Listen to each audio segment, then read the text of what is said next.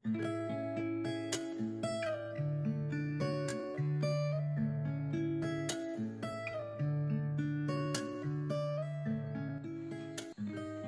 sangat marah. Kau masih berani berbicara? Dia meraung dan bergegas ingin memukul Nara, tetapi dengan cepat dia dicegah oleh Alina. Sudah, mereka semua juga putrimu. Bagaimana bisa kau memperlakukannya dengan berbeda? Oh, kau kira kalau sampai terjadi sesuatu dengan Nara malam ini, lalu kita semua tidak akan merasa sedih ya? Di dalam hatinya, Hana juga pasti merasa sangat sedih. Kau kan tidak bisa melampiaskan semua amarahmu kepada Hana. Alina berkata dengan marah. Dengan marah Axel menegurnya. Apa maksudmu dengan aku melampiaskan semua amarahku kepada Hana? Aku hanya kesal karena dia sangat keterlaluan. Malam ini Nara sudah mengalami hal seperti itu, tetapi dia masih saja berpikir yang muluk-muluk atas keuntungan yang bisa dia dapatkan dari keluarga Regatta. Kau katakan sendiri kepadaku, apakah dia masih punya hati? Apakah dia masih seorang manusia? Kenapa? Hanya demi mengejar impianmu menjadi keluarga kaya, lalu kau rela membiarkan kakakmu dihina. Lalu dengan cemas Hana berkata, aku tidak mengatakan untuk membiarkannya dihina orang. Aku ini kan hanya sedang mencari solusi. Aku bilang aku ingin menjelaskannya kepada Dion. Memangnya aku salah? Axel sangat marah. Kau masih berani bilang aku akan memukulmu.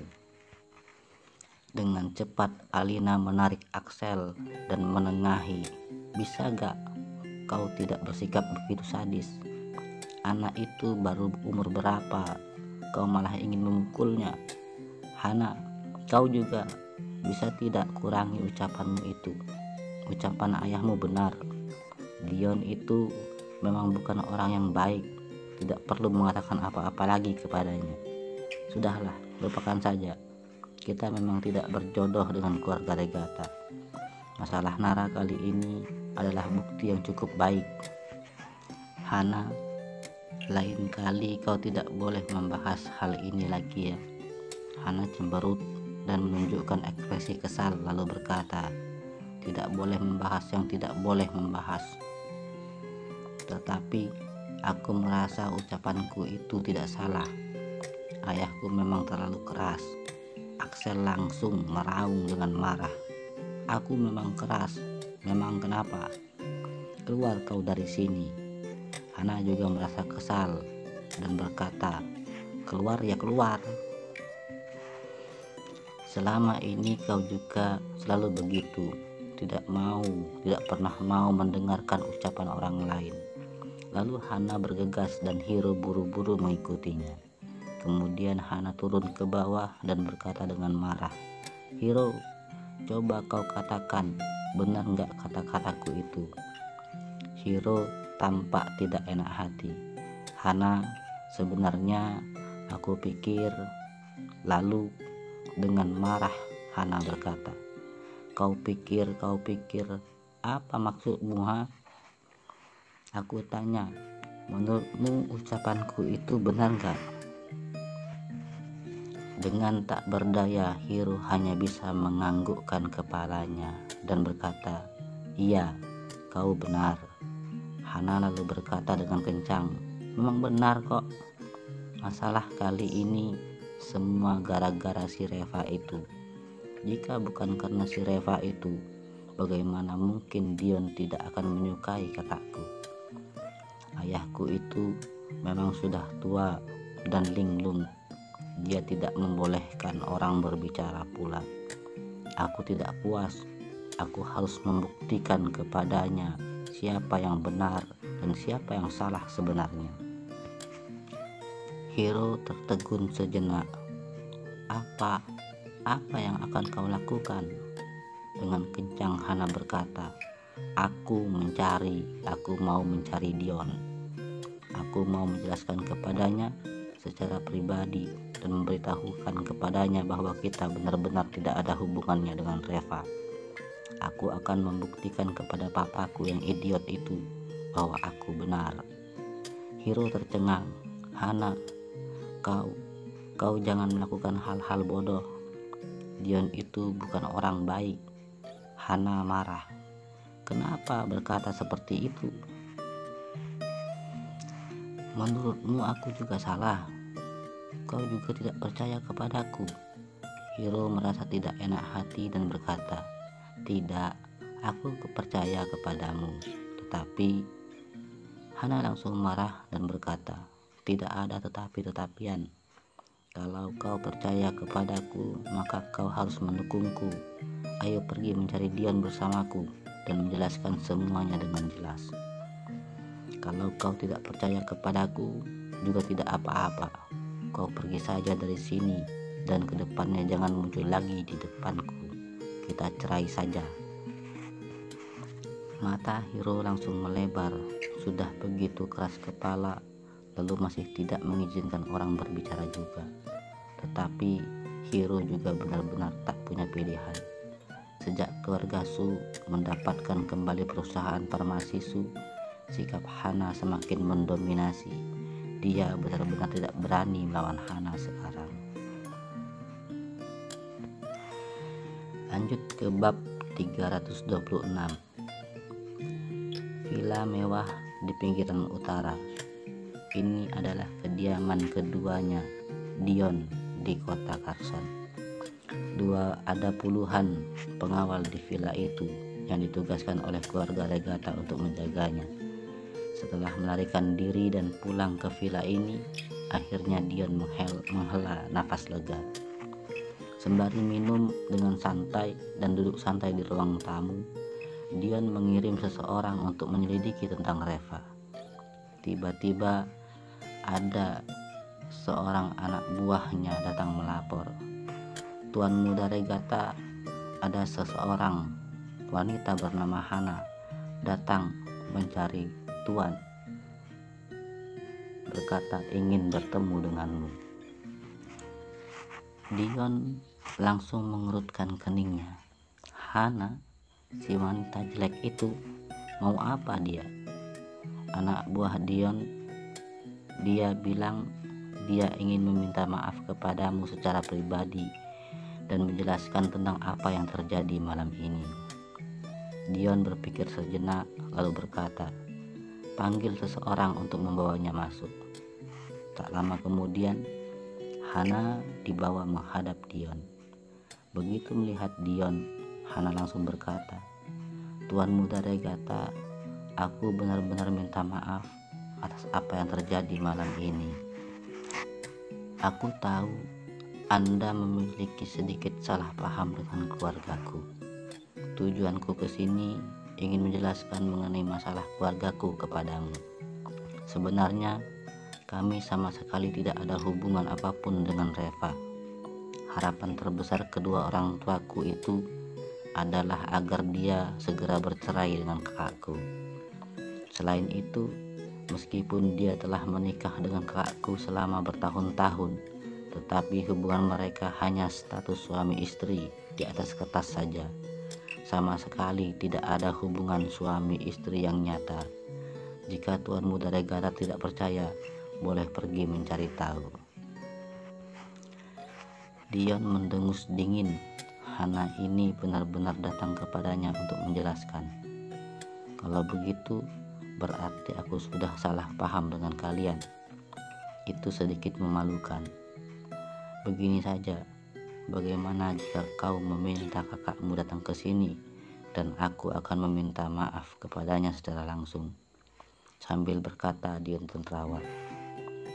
Hana menggaruk kepalanya dan berkata, Tuan muda Regata, aku khawatir kakakku tidak bisa datang. Meskipun dia sudah meminum penawarnya, tetapi badannya masih lemah dan sedang beristirahat di rumah. Bagaimana jika diganti hari lain? Dion berkata, oh, apakah Reva yang merawatnya di rumah? Hana segera menggelengkan kepalanya. Bagaimana mungkin? Kedua orang tuaku sama sekali tidak suka dengan Reva. Mereka langsung mengusirnya ketika sampai di rumah. Sekarang hanya kedua orang tuaku saja yang merawat kakakku di rumah. Sekelebat cahaya terang melintas di mata Dion. Jika Reva berada di samping Nara, akan sulit baginya untuk melakukan sesuatu.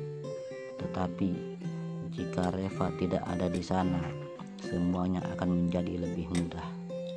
Diam-diam dia mengedipkan mata kepada anak buah di sebelahnya, dan anak buahnya itu langsung mengerti dan segera pergi. Hana masih tidak tahu apa yang terjadi, dan dia masih terus di sini untuk menjelaskan situasinya kepada Dion. Setelah setengah jam lebih, anak buah Dion kembali dengan memar di seluruh wajah mereka. Dia mencondongkan badannya dan berbisik beberapa patah kata di telinga Dion. Setelah itu, Dion langsung menggebrak meja dengan sangat marah. "Dasar jalang, beraninya kau berbohong kepadaku. Keparat, kau benar-benar menganggap aku sebagai orang bodoh." Hana langsung tercengang. "Tuan Muda Regata, ada apa denganmu? Siapa yang berbohong kepadamu?" Dion sedang sangat marah sehingga dia langsung menendang wajah Hana dan memaki. "Masih berani tanya siapa? Dasar brengsek. Selain kau, siapa lagi yang ada di sini? Dasar jalang." Hana berkata, "Bagaimana mungkin aku berbohong kepadamu? Tuan Muda Regata, yang aku katakan itu semua memang kenyataan. Kami benar-benar tidak ada hubungan apapun dengan Reva." Dengan marah Dion memaki, "Kentut, bukannya kau bilang Reva sudah diusir? Mengapa masih ada orang-orangnya yang berjaga di depan rumahmu?" Hana tampak bingung. Apa maksudmu?" Dion semakin marah. "Kau masih mau berlagak bodoh di depanku? Barusan aku mengirim anak buahku ke rumahmu, tetapi mereka langsung dihajar ketika sampai di komplek perumahan. Kau lihat bagaimana penampilan mereka setelah dihajar itu." Hana langsung terkejut. Untuk apa kau mengirim anak buahmu ke rumahku?" Dan pada saat ini Dion tidak lagi berpura-pura di depan Hana. Dengan wajah gelap ia berkata, "Memangnya aku mau apa lagi? Tentu saja untuk menangkap Nara, si jalang itu. Kenapa? Kau kira aku benar-benar akan jatuh cinta kepada kakakmu? Aku sudah bilang, tidak ada gunanya kau menjelaskan apapun kepadaku. Aku hanya ingin membunuh Nara, lalu membunuh Reva. Keparat, saat berada di ibu kota provinsi, aku sudah mempermainkan begitu banyak wanita sampai mati, tetapi tidak ada satupun yang gagal. Sedangkan di kota Carson ini, aku sudah dirugikan dan dipermalukan. Menurutmu, apakah aku akan menyerah begitu saja?" Wajah Hana seketika berubah. Dia pikir dia telah menjelaskan semuanya kepada Dion dengan baik dan juga yakin bahwa pemikirannya itu benar. Tak disangka, ternyata kesalahan terbesar adalah dirinya sendiri. Hampir saja dia membunuh Rara lagi. Terpikir akan hal ini, Hana langsung merasa begitu menyesal, tapi sayang sudah terlambat.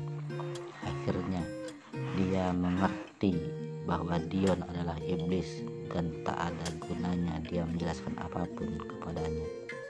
"Dion, kau benar-benar sangat kejam. Lupakanlah, anggap saja aku tidak pernah datang ke sini. Keluarga Su kami sama sekali tidak ada hubungannya dengan keluarga Regatamu itu." Dengan marah Hana beranjak ingin pergi. Dion langsung melambaikan tangannya dan beberapa pengawalnya itu langsung menahan dan menyergap Hana ke lantai. "Kau pikir tempatku ini toilet umum sehingga kau bisa seenaknya saja keluar masuk dengan sesuka hatimu? Kuberitahukan kepadamu, kau sendiri yang datang ke sini hari ini, jadi jangan salahkan aku." Teman-temanku, Seret jalang ini ke halaman belakang dan kurung dia di kandang anjing. Ingat, jangan bunuh dia. Dia masih cukup berguna. Di kemudian hari bisa dipakai untuk memancing menara keluar.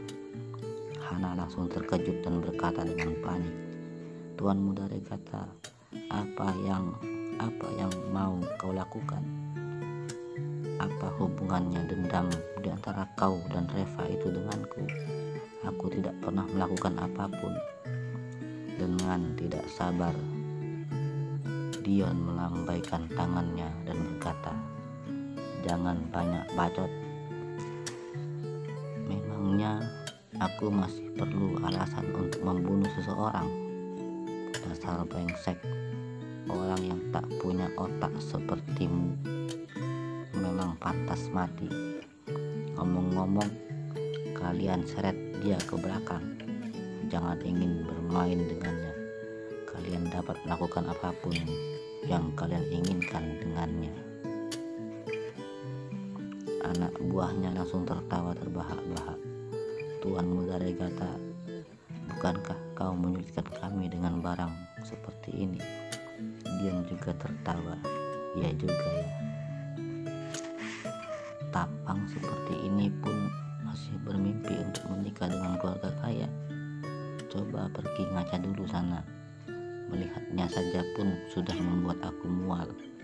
Cepat seret pergi, jangan sampai aku muntah." Beberapa pengawalnya langsung menyeret Hana ke halaman belakang.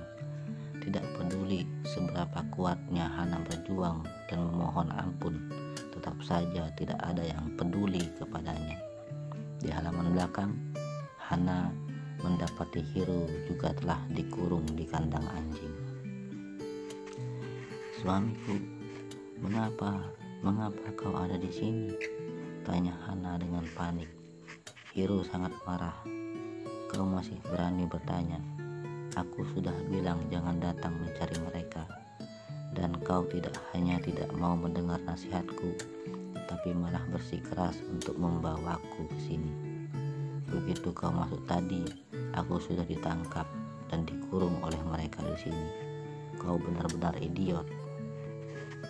Kau ini benar-benar idiot. Mengapa kau masih tidak mengerti juga?